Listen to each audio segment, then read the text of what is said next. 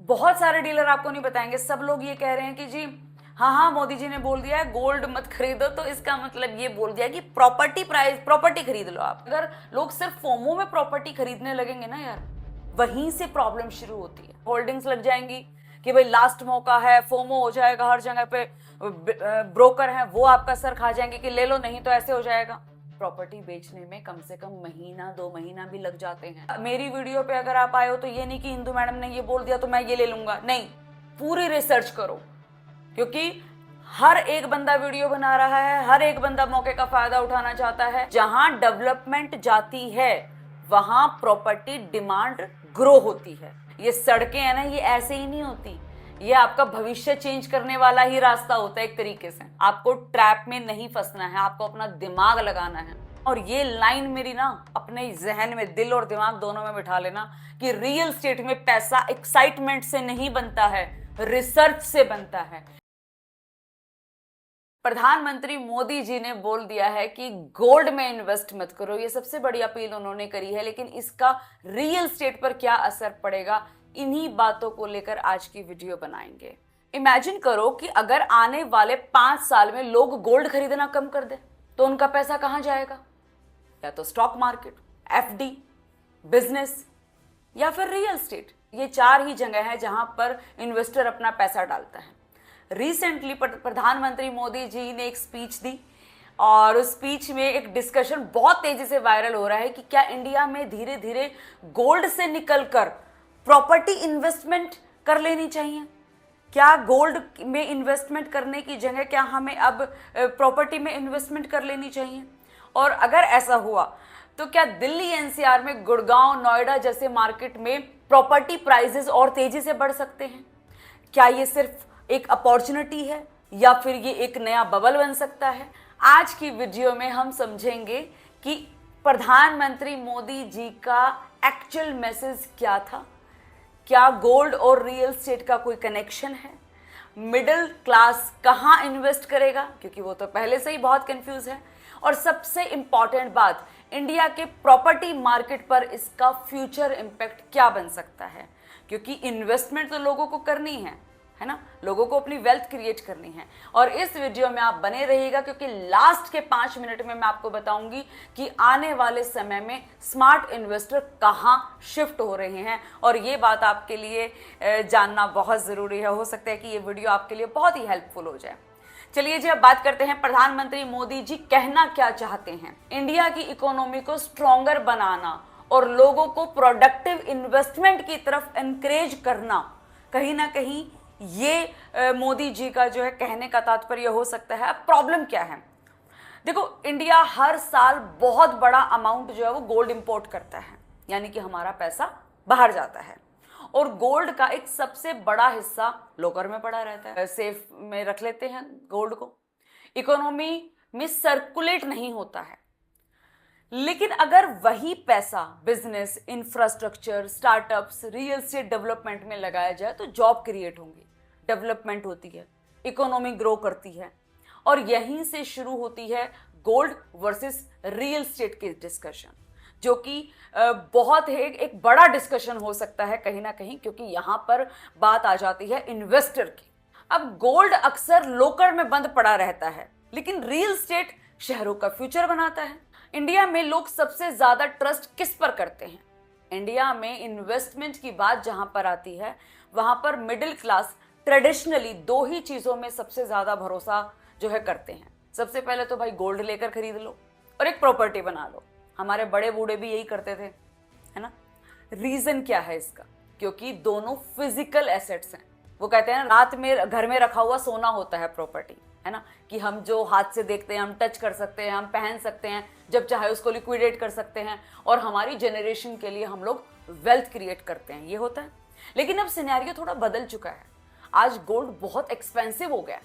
अब पहले के जमाने में 8-9 हज़ार रुपए का जब गोल्ड होता था तब अलग तरीके की इन्वेस्टमेंट होती थी, है ना। लेकिन अब क्या है कि गोल्ड जो है वो रेगुलर इनकम जनरेट नहीं कर रहा है, ठीक है, जबकि रियल एस्टेट के थ्रू आप रेंटल इनकम जनरेट कर सकते हो। आप वो प्रॉपर्टी आपको एप्रिसिएशन भी देती है, लिवरेज यानी कि लोन फैसिलिटी भी आपको मिलती है। इसीलिए बहुत सारे एक्सपर्ट का मानना ये है कि अगर गोल्ड इन्वेस्टमेंट माइंडसेट बदलता है तो उसका कुछ पैसा रियल एस्टेट की तरफ भी शिफ्ट होता है। अब सबसे बड़ा सवाल, क्या इससे प्रॉपर्टी प्राइसेस रॉकेट बन जाएंगे? अब हर जगह आप प्रॉपर्टी कोई भी, अब जैसे क्या होगा, बहुत सोशल मीडिया पर आप देखोगे कितने सारे जो प्रॉपर्टी एजेंट है वो कह रहे हैं कि भाई मोदी जी ने बोल दिया गोल्ड मत खरीद लेना, लेकिन इसीलिए हम बोलते थे कि प्रॉपर्टी इन्वेस्टमेंट कर लो। लेकिन अगर लोगों को इन्वेस्टमेंट शिफ्ट होता है, अगर लोगों का इन्वेस्टमेंट शिफ्ट होता है तो सबसे ज्यादा फायदा किस सेगमेंट को होगा? देखो बाहर अब करने में रिस्की हो गया, तो इसमें सेगमेंट आते हैं सबसे पहले तो प्लॉटेड डेवलपमेंट, क्योंकि इंडियंस को लैंड ऑनरशिप बहुत पसंद है कि हाँ भाई हमारा प्लॉट पड़ा है, हम कभी भी उसको बेचकर लिक्विडेट कर सकते हैं, राइट। एक होती है affordable housing, middle class safe महसूस करता है कि भाई मेरी इन्वेस्टमेंट सेफ है, इतने पैसे मैंने लगाए थे और आज इतने बन गए। रेंटल प्रॉपर्टीज कि पैसिव इनकम माइंडसेट तेजी से बढ़ रहा है कि भाई लोग चाहते हैं कि मेरी रेंटल इनकम बन जाए, मैंने इतने पैसे लगा दिए, मेरे को इतना मंथली रेंटल आ जाए। फिर आ जाता है टायर 2 और टायर 3 सिटीज में एनसीआर ग्रोथ एरिया, जहां पर इंफ्रास्ट्रक्चर बहुत तेजी से डेवलपमेंट हो रहा है। अगर हम लोग गुड़गांव में रहते हैं तो आप खरखोदा, सोनीपत, बहादुरगढ़, रोहतक, झज्जर, सोहना, ये वाली जो सिटीज आ जाते हैं, यहाँ पे लोग इन्वेस्टमेंट कर रहे हैं। अगर लोग धीरे धीरे गोल्ड बाइंग कम करके प्रॉपर्टी में इन्वेस्टमेंट बढ़ाते हैं एक तरीके से, तो डिमांड जो है ना वो ऑटोमेटिकली बढ़ जाएगी, तो रियल एस्टेट को सबसे बड़ा बूम मिलेगा। और रियल एस्टेट में एक चीज हमेशा आप ध्यान रखना, जब डिमांड तेजी से बढ़ती है ना तो प्राइस भी पीछे नहीं रहते हैं, प्राइस भी फिर उसके अकॉर्डिंग ही बढ़ेंगे। लेकिन सब डिमांड एंड सप्लाई का गेम होता है, जितने डिमांड उतनी सप्लाई। अब देखो गोल्ड की कीमत अगर कम हुई है तो प्रॉपर्टी मार्केट की डिमांड गर्म हो जाती है। लेकिन यहां पर सबसे बड़ा रिस्क पता है क्या है आपको? ये एक सबसे बड़ा रिस्क मैं आपको बता देती हूं कि अब क्या है कि बहुत सारे डीलर आपको नहीं बताएंगे, सब लोग ये कह रहे हैं कि जी हाँ मोदी जी ने बोल दिया है गोल्ड मत खरीदो, तो इसका मतलब ये बोल दिया कि प्रॉपर्टी खरीद लो आप। लेकिन एक बात मैं आपको बता दूं कि फोमो में खरीदी हुई प्रॉपर्टी फ्यूचर में हेडेक बन सकती है। अब आप सोशल मीडिया पर देखोगे धमाल मचा रखा है रियल एस्टेट इन्फ्लुएंसर्स ने, मैं भी एक रियल एस्टेट इन्फ्लुएंसर हूं, मैं भी यही बोलती हूँ। लेकिन इसमें आपको बहुत ज्यादा रिसर्च करने की भी जरूरत है, क्योंकि ऐसा नहीं है यार कि अगर कहीं से न्यूज आ गई तो आप कुछ भी खरीद लो। हर राइजिंग मार्केट सेफ नहीं होती है, ये बात आप लोगों को बहुत तरीके से समझनी पड़ेगी। अगर लोग सिर्फ फोमो में प्रॉपर्टी खरीदने लगेंगे ना यार, वहीं से प्रॉब्लम शुरू होती है। क्योंकि अगर आप प्रॉपर्टी खरीदते हो तो उसमें एक तो देखो सबसे बड़ी बात कि जब ऐसे प्राइसेस आते हैं, जब लोगों को पता लग गया कि भाई, बिल्डर को पता लग जाता है कि भाई अब गोल्ड हो गया, दुबई हो गया खत्म, चाइना खत्म हो गया, तो अब ये लोग यहीं प्रॉपर्टी खरीदेंगे, तो ऐसे में वो प्राइस को बढ़ा सकते हैं। डेवलपर आर्टिफिशियली प्राइस बढ़ा देगा, उसको वो कहेगा कि अब तो ये आ गए मुट्ठी में हमारी, अब तो इनको लेना पड़ेगा कैसे भी करके। अब सेकंड आ जाता है fake promises, double return, guaranteed return की बात कर लेते हैं, एप्रिसिएशन का लास्ट मौका, जैसे मार्केटिंग ट्रैप बढ़ जाते हैं, जगह जगह पे तरीके की होल्डिंग्स लग जाएंगी कि भाई लास्ट मौका है, फोमो हो जाएगा, हर जगह पे ब्रोकर हैं वो आपका सर खा जाएंगे कि ले लो नहीं तो ऐसे हो जाएगा, है ना। एक होता है थर्ड पॉइंट आता है इसमें, लिक्विडेट मार्केट कैसे। देखो गोल्ड जो है ना वो तुरंत बिक जाता है। आज मान लो मेरे पास कोई गोल्ड है, ठीक है, वो इंस्टेंट में जाऊंगी शॉप पे, उस दिन के भाव के हिसाब से मैं बेच दूंगी। लेकिन प्रॉपर्टी बेचने में कम से कम महीना 2 महीना भी लग जाते हैं आपको आपका डिजायरेबल रेट लेने में, है ना। तो ये भी चीजें जो हैं आपको माइंड में रखनी पड़ेंगी। एक रिस्क नंबर 4 आ जाता है रॉन्ग लोकेशन। देखो भाई, हर फ्यूचर गुड़गांव नहीं बनता है। इंफ्रास्ट्रक्चर, कनेक्टिविटी, जॉब, प्लानिंग बहुत इंपॉर्टेंट होती है। आज अगर आप टायर 2 टायर 3 सिटीज में जाओगे ना भाई, तो हर बंदा ये कह रहा है कि जी फलानी सिटी गुड़गांव बन जाएगी, ये जगह गुड़गांव बन जाएगी, लेकिन ऐसा नहीं होता है। हर जगह की अपॉर्चुनिटी अलग होती है, हर जमीन अपॉर्चुनिटी नहीं होती है, ये आपको समझना पड़ेगा। हर एक इन्वेस्टमेंट आपको प्रॉफिट नहीं देकर जाएगी। तो और कुछ जो होती है ना वो सिर्फ और सिर्फ मार्केटिंग स्ट्रैटेजीज होती है, राइट। तो इस चक्कर में ये जो अभी सब कुछ चल रहा है ना ब्लेंडर, इस चक्कर में ये मत कर लेना कि आप हबड़ तबड़ में कहीं पे कुछ कर लो। नहीं, मेरी वीडियो पे अगर आप आए हो तो ये नहीं कि इंदु मैडम ने ये बोल दिया तो मैं ये ले लूंगा, नहीं, पूरी रिसर्च करो, क्योंकि हर एक बंदा वीडियो बना रहा है, हर एक बंदा मौके का फायदा उठाना चाहता है। सीधी बात है भैया, वीडियो देख रहे हो तो इसका एनालाइज करो, चीजों को रिसर्च करो प्योर, और तब आप कहीं पे पैसा डालो।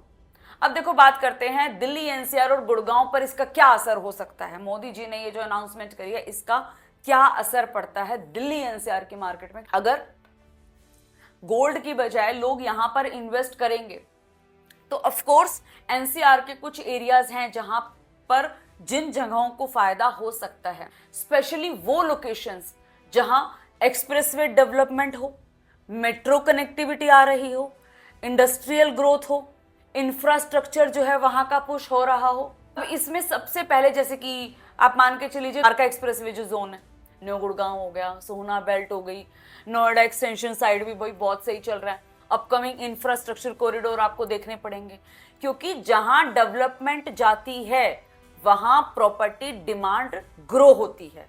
क्या बोला मैंने?